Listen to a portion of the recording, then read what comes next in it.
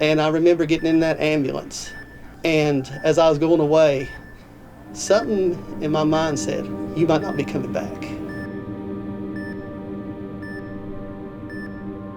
5 months ago, I was trying to prepare myself to tell my brother goodbye.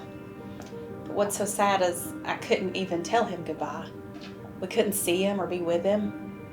On top of that, most of my family had COVID, so we couldn't even be together to comfort each other. My mom gave me the news that the doctor said that Todd wasn't going to make it from about 30 feet away. It was June 30th. I woke up and I wasn't feeling good. And I went and got tested, and I was positive for COVID. It shocked me. I was scared, but yet I was like, well, I'm going to be all right with this. I'm going to do okay. And then it started getting worse and worse.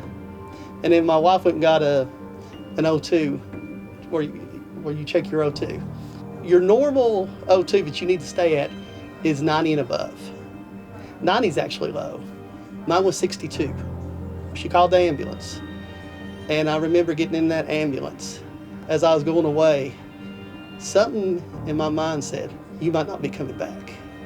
And so I made it to the hospital. And I was doing pretty good there. And then I took a turn for worse on Fridays. They were trying to intubate me. And I died.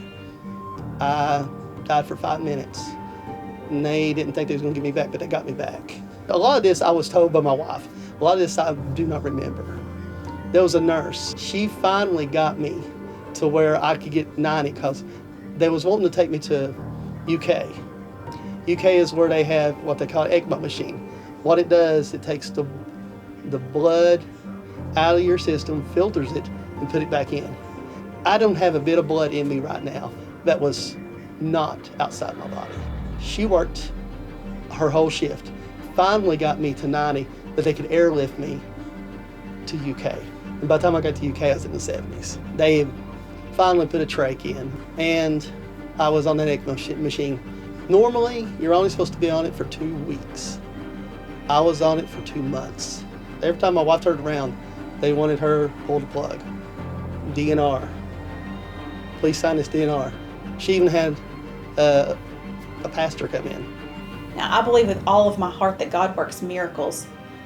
But when the doctor said that his lungs were like plastic and his organs were going to start shutting down, it's really hard not to give into the flesh and take that as truth.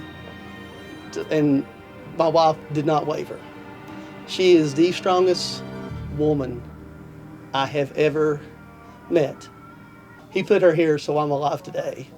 She called me FaceTime from our room, and she told me, she said, if there's something that if you've got to go, if God's got you something you got to do, it's okay. I understand. But if you want me to keep on fighting for you, if you are still supposed to be here, give me a sign. And then after she done that, a physical therapist come in, and I moved my arm for the first time in 3 months. And I was in an induced coma. You're not supposed to move at all. But I moved my arm like this. And that was her sign to know, fight. And she documented everything. There's pictures of me. And I actually saw the pictures, and I looked like I was dead. However, little by little, day by day, the reports got better. Things started to improve. To be honest, I was so confused. How is he improving if they've given up on him? I heard it said one time that you can't assign human logic to divine matters. One time the doctor even said, I don't know how he's breathing, but he is. But all this time, I was in a coma. I was in a coma for 3 months, but it was induced because every time I moved, my air would go down or I'd try to die. But my coma was wonderful. I was on an island. I was on the beach. He took care of me. I had dinner with my grandparents who are in heaven now. And every time my wife would call and check on me, I heard her. And God would put me in a place where I could hear. And it was just awesome. I'll be honest with you, I didn't feel any pain. I didn't really feel any pain until I woke up. When I woke up, that's when the fun started. I had to be taught how to talk again. I had to be taught how to walk again. I had to be taught how to eat again, use my hands. When I woke up, I could not move, communicate. Ephesians 3:20 tells us that God can do so much more than we ask or even think, and he proved that to my family. Todd has always been such an optimistic person, and before he got sick, he would encourage us by saying, God's got this.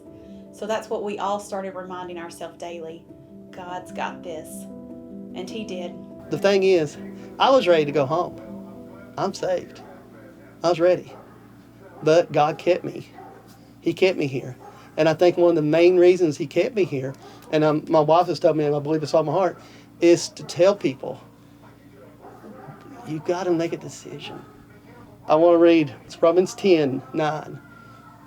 That if shall confess with thy mouth thy Lord Jesus Christ, and shall believe in thy heart that God hath raised him from the dead, thou shalt be saved. You could be sitting there right now and just say, God, I love you. I thank you. I know what you did. I believe that is your son and he died for me. And I confess every bit of my sins. He will save you. If you're on a plane, sometimes it's rough. But God will make sure you land. We are in times that are so uncertain right now. You got to make a decision. I mean, you could go through what I went through. Ask yourself, where would you be? Where would you go? And I hope it would be going where I'm going. But if not, today, make that right decision.